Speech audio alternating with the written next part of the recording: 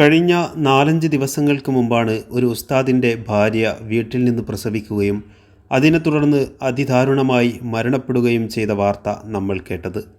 എന്നാൽ ഇന്ന് വീണ്ടും പ്രസവത്തെ തുടർന്ന് ഒരു സ്ത്രീ കൂടി അതിദാരുണമായി മരണപ്പെട്ടു എന്ന വാർത്തയാണ് പത്രങ്ങളിലൂടെ അറിയാൻ കഴിഞ്ഞത്. തികച്ചും ഹോസ്പിറ്റലിൻ്റെ അനാസ്ഥ കാരണം ഒരു സ്ത്രീയുടെ ജീവൻ നഷ്ടമായപ്പോൾ അതിനെക്കുറിച്ച് നമ്മുടെ നവമാധ്യമങ്ങളിൽ ചർച്ച ചെയ്യാതിരിക്കുകയാണ്. വീട്ടിൽ നിന്ന് പ്രസവിച്ച് മരണപ്പെട്ടത് വലിയ ചർച്ചയാക്കുകയും ഹോസ്പിറ്റലിൻ്റെ അനാസ്ഥ കാരണം മരണപ്പെട്ടത് ചർച്ചയാക്കാതെ ചെറിയ വാർത്താക്കോളത്തിൽ കൊടുത്ത് ഹോസ്പിറ്റലുകളെ രക്ഷിക്കുകയും ചെയ്യുന്നു എന്നതാണ് വിരോധാഭാസം.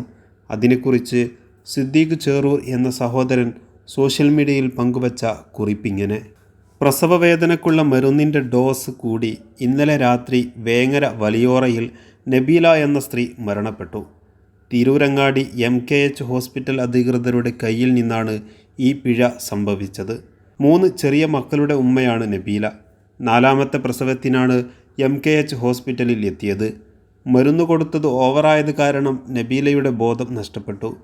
പരിഭ്രാന്തരായ ഹോസ്പിറ്റൽ അധികൃതർ മറ്റു ഹോസ്പിറ്റലിലേക്ക് കൊണ്ടുപോകാൻ പറഞ്ഞു കൈയൊഴുകയാണുണ്ടായത്.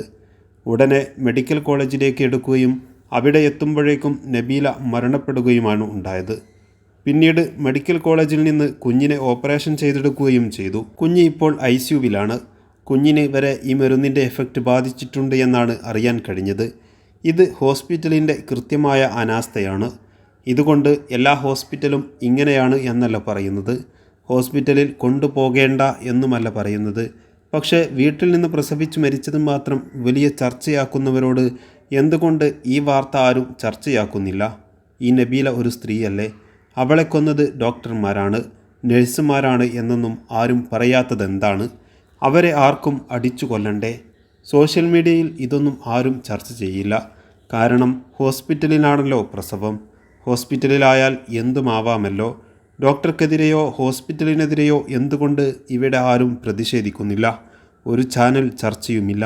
കാരണം ഇതിലൊരു മുസ്ലിയാരില്ല, വഴറ്റാട്ടി ഫാത്തിമത്താത്തയില്ല.